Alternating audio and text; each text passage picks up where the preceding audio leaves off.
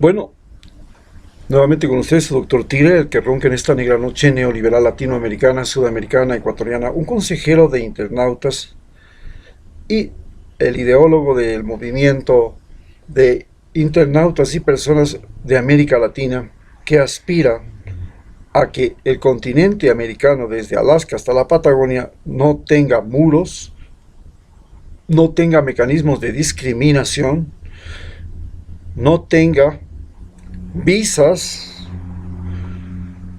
y sea una zona de libre tránsito de personas, mercancías e ideas, donde los seres humanos sean los mejores protectores de la naturaleza y donde los seres humanos sean los mejores protectores de la diversidad cultural, de la diversidad racial, de la diversidad étnica, de todas las formas de diversidad que existen entre nosotros los seres humanos.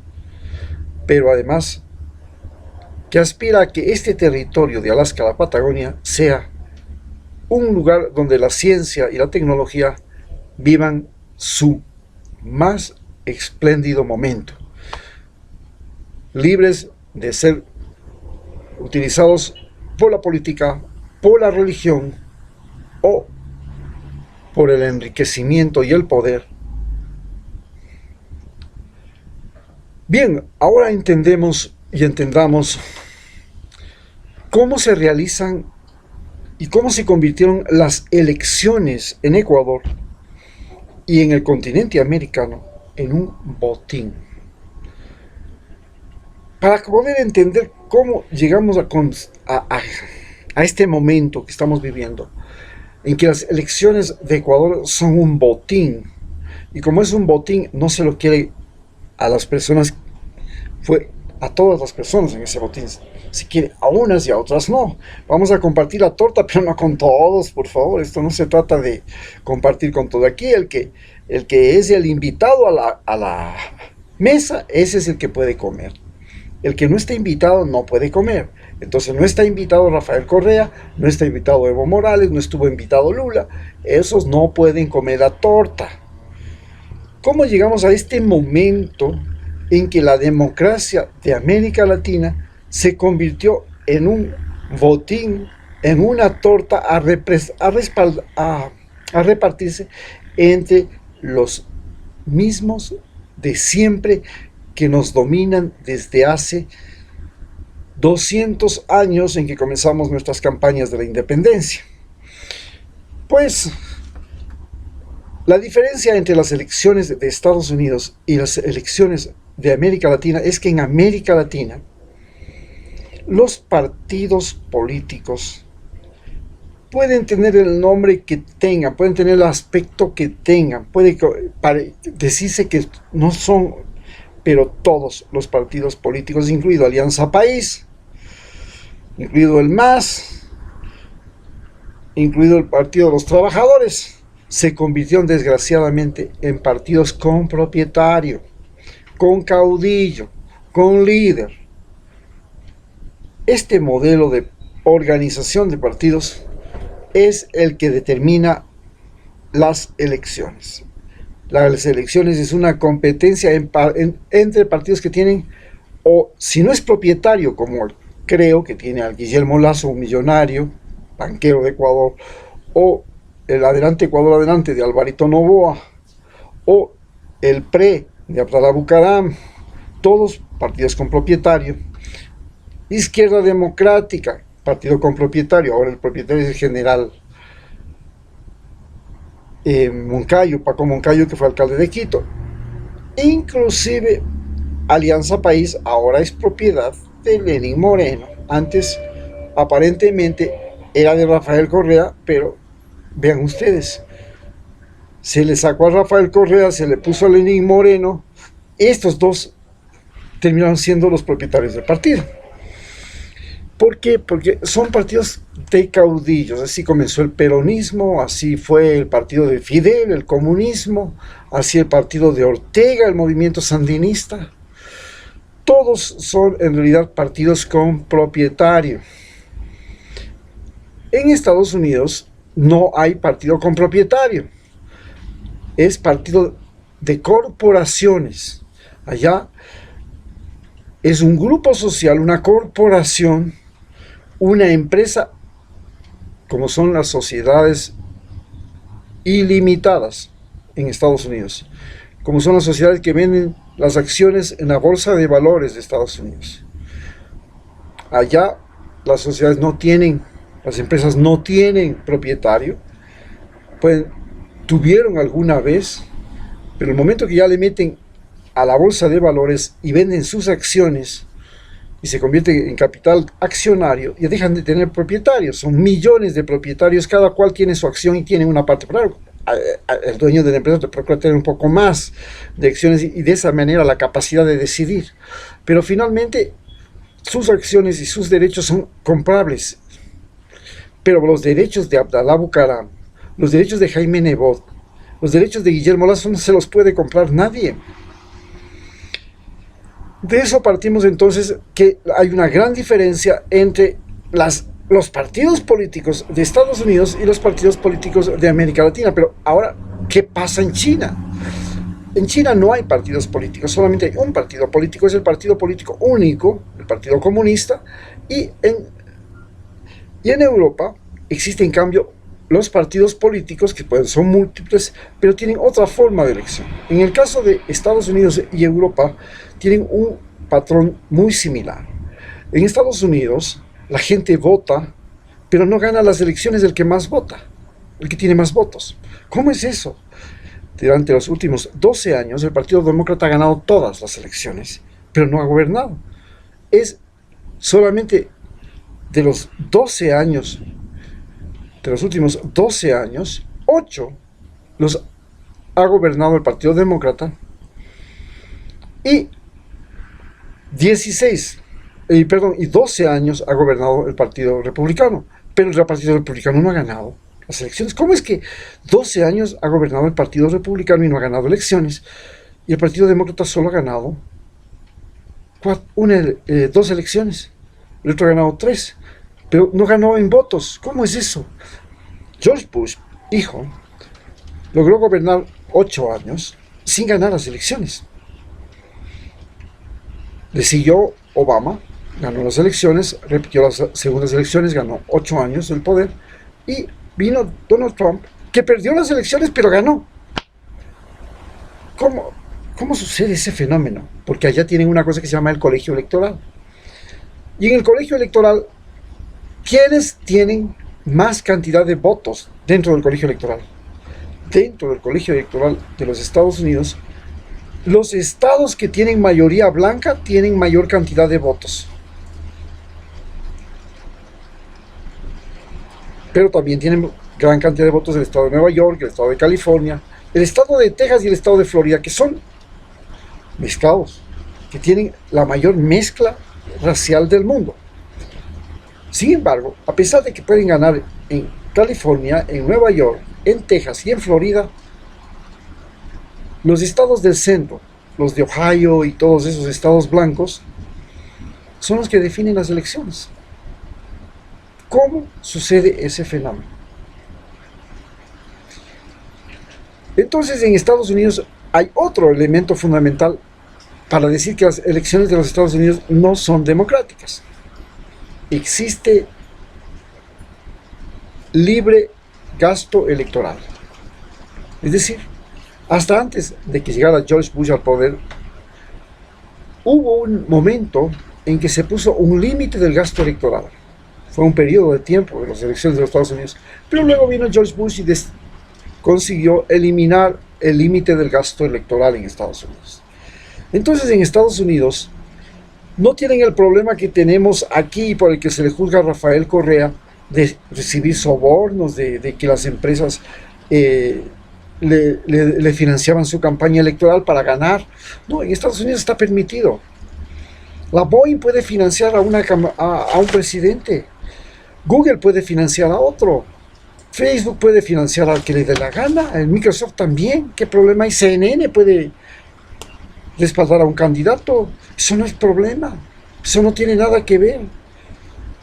No existe el límite de gasto electoral y nadie le va a decir, ¿sabe qué? No le voy a dar plata. Entonces la Boeing apuesta por el presidente que puede ganar y que después le puede permitir construir aviones de combate. Lo mismo hace con cualquier otra empresa. Por ejemplo, hubo en este momento una gran disputa entre Amazon y Microsoft por quién va a tener la nube del Departamento de Estado y del Pentágono de los Estados Unidos. Era un negocio de nada más ni nada menos 20.000 millones de dólares. Bueno, le ganó Microsoft y Microsoft volvió a ser. Bill Gates volvió a ser el hombre más rico del mundo, pero luego llegó la pandemia y otra vez volvió a ser el hombre más rico del mundo, el de Amazon. Este es el sistema, cómo funciona en Estados Unidos. En Estados Unidos los votos se compran y se compran mediante dinero y se compran mediante campañas electorales, se compra mediante marketing. Lo que se vende es el voto, se compra el voto y se vende el voto. El voto es una mercancía, como en Estados Unidos lo es todo. Todo en Estados Unidos es mercancía, nada en Estados Unidos no es mercancía. Ni el aire que se respira no es mercancía. En Ecuador se supone que existe el límite de gasto electoral, pero ahora le quieren quitar al gasto electoral porque el país está quebrado, que no tiene plata, que no sé qué. Entonces, claro, con eso le permiten a Guillermo Lasso, Álvaro Noboa y Nebot, que son los 3 candidatos más ricos para las próximas elecciones, libertad de gasto electoral. Porque como el Estado no puede financiar los partidos políticos ya que está quebrado y que es malo, que les den plata de los pobres, en lugar de dar a los enfermos, a los enfermitos, a los que están mal, porque no les dan, quitamos ese gasto y les dejamos que los millonarios se tomen el poder y hagan campañas y por supuesto. Y este problema del gasto electoral y de la campaña, ¿en qué se convierte? En el partido político de Nebot, en el partido político de Aldalá, en el partido político de Álvaro Noboa, en el partido político de Social Cristiano. Si usted quiere ser candidato, usted tiene que preguntar, le preguntan de entrada, ¿cuánto va a poner? ¿Cuánto hay? Si no hay dinero, mejor ni entre, ni se presente de candidato, porque el candidato es el que pone o plata o votos, así le dicen. ¿Cuántos seguidores tiene usted? Tantos. Entonces venga, usted va a ser candidato. ¿Cuánta popularidad tiene? Pero si no, le van a decir, vea, no es posible. Si usted no pone plata, no puede ser candidato. Ese es el sistema de los partidos políticos que funcionan en Ecuador. Pero además, llega el momento de las elecciones. En Estados Unidos, el colegio electoral, el sistema de votos es voluntario y ahora es por correo. Qué increíble, qué extraordinario. Es la primera vez que van a votar la mayor parte, se supone, de los votantes por correo. Por supuesto, a Donald Trump no le gusta eso, dice que va a haber un fraude. Aquí en Ecuador se ha dicho que el voto ya no es obligatorio. Entonces, ¿por qué se dice que el voto ya no es obligatorio? Antes se decía que el voto es obligatorio. Y cuando el voto era obligatorio, entonces, claro, a la gente le costaba el pasaje de ida y vuelta hasta el lugar de origen. Yo por ejemplo, tengo que ir a votar en Muisne. Estoy allá registrado. Me toca el pasaje de ida y vuelta. Pero con esta crisis económica, si yo vivo en Quito, ¿cómo voy a votar en Muisne? Y eso, para la gente que tiene menos dinero, va a ser un problemón. Entonces han declarado que el voto ya no es obligatorio. ¿Así? Entonces los pobres que ya no quieren la incomodidad de hacer la cola, que le tienen miedo al coronavirus, que está lejos difícil el transporte, que cuando se van a votar tienen que no solamente pagar el pasaje de ida y vuelta en el bus, sino también tienen que pagar la comida. Bueno, ¿y de dónde se saca plata? Si estamos en crisis, ya no es obligatorio el voto. Vean la segunda gran trampa, cómo las elecciones de este año próximo se convirtieron en botín. Y la tercera gran trampa es, ya no le dejemos entrar a Correa. Y si no le dejamos entrar a Correa, bueno, veamos la forma de cómo utilizamos la internet para desacreditarlo, para crear mentiras. Ya tuvimos éxito en la campaña de la consulta popular. Contratamos a una empresa inglesa que se llama Cambridge Analytica. Vino Cambridge Analytica, bombardeó los correos electrónicos, bombardeó las páginas de Facebook, bombardeó todas las redes sociales y ganó las elecciones. Macri en Argentina, Lenin Moreno la consulta popular e inclusive Bolsonaro en Brasil. Entonces, ¿dónde está la famosa democracia? Si podemos manejar el voto, se volvió en un negocio. Entonces, el marketing político es el que decide. ¿Pero qué es el marketing político? El gran problema de Alianza País. Alianza País se convirtió no en un partido político, sino en una empresa de marketing político. Y cogía cualquier candidato, le decía que era el ser más bello creado por Diosito, por el sol y por la luna. Y que esa era la salvación. Y le metían ese bocadito a usted todos los días cuando era un completo desconocido. Y claro, ser desconocido era ventajoso. ¿Por qué? Porque si eres un desconocido, nadie conoce tus vicios. Y entonces ese ganaba las elecciones. En cambio, si eres el conocido, ese tiene un pasado horrible. Solamente tenemos que multiplicar todos los errores que ha cometido en su vida y verá el gran problema que tenemos ahora con Biden y Trump. Los dos tienen un largo pasado y Biden tiene 40 años de ser, más, casi 50 años de ser político, y el otro tiene una larga vida de ser multimillonario, y a los dos le sacan los cueros al sol. Eso es marketing político. Pero, de acuerdo con eso, tenemos que elegir todavía más en Ecuador. En Estados Unidos, los senadores, los políticos, no se eligen jamás en plancha. El que es el senador va con su nombre y apellido al Senado, porque tiene un número de votantes que votaron por él. Él sabe exactamente cuántos votantes votaron por su nombre, no por su partido solamente. Pero no dejan de haber aquellos que dicen, yo soy demócrata, ¿dónde están los demócratas? Toditos voto por todos los demócratas. Eso es el doble juego que hay en Estados Unidos. Pero en Ecuador tenemos el famoso juego del voto en plancha. ¿Qué es el voto en plancha? Pues un botín. Usted le mete a cualquier sabido, cualquier zarapastroso, cualquier Alianza País, como hicieron con Alianza País, y sorpresa, votó por uno, y cuando estuvo en el poder y en la Asamblea Nacional se pasó al bando contrario.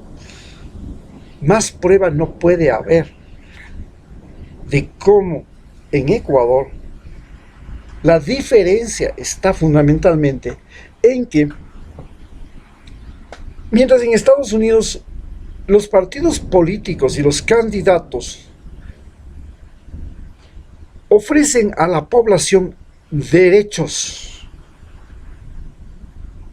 los derechos civiles, seguridad en la frontera, derecho de ciudadanía, derecho de estudiar, derecho a las mujeres, derecho a los enfermos, ofrecen la salud como derecho, el seguro social. En nosotros, en nuestros países, lo que nosotros ofrecemos son obras. Mientras en Estados Unidos la gente protesta porque hay un derecho que se está violando, el derecho de igualdad. Los negros, según la Constitución, deben ser iguales a los blancos, las mujeres iguales a los hombres, según la Constitución norteamericana. Aquí no. Aquí, cuando salen a protestar los médicos, salen a protestar por el salario. Cuando los indígenas salen a protestar por la gasolina. Entonces, ¿qué problema hay? Aquí se ha minimizado los derechos y se ha maximizado el kushki. ¿Cuánto me toca? ¿Cuál es el salario? ¿Cuál es el precio de la gasolina? Y entonces se resuelve fácil. Aquí el gobernante simplemente les dice a los indígenas, está bien, ya no hay alza de la gasolina. Está bien, señores médicos, mañana subimos los salarios, no hay problema, ya, se acabó el problema. Aquí no se lucha por derechos. Y esa es la clave fundamental de por qué las protestas en América Latina no tienen el efecto que tienen en Estados Unidos y no cambian la realidad de cada uno de nuestros países. Cuando el candidato se presenta en las próximas elecciones, les va a ofrecer a ustedes casas, cosas, lo que sea. ¿Cuánto que quiere que les llegue? Se llama redistribución de la riqueza.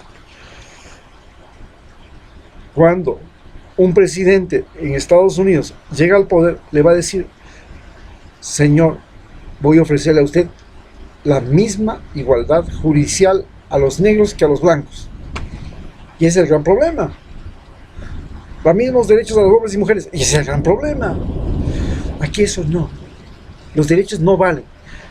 Pero nosotros los ecuatorianos tenemos que ser conscientes que a los hijos les damos la vida, les damos el buen ejemplo, les damos salud, evitamos que se enfermen, les vacunamos, les damos educación, les cuesta. Y finalmente les damos la quinta cosa más importante: derechos. Pero nadie piensa que los derechos son importantes. Los derechos aquí en América Latina de las mujeres no los han conseguido las mujeres. Ha sido un regalo que ha venido del político de turno. El voto de los indígenas no lo consiguieron los indígenas.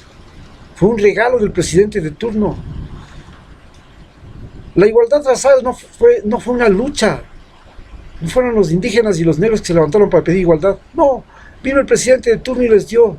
El voto de los analfabetos, no fueron los analfabetos los que protestaron. Vino el presidente de turno y se los logró y se los regaló. Los derechos han sido regalos del mandatario de turno. Y ese es un hecho fundamental que decide cómo son las elecciones en nuestros países. Muchas gracias.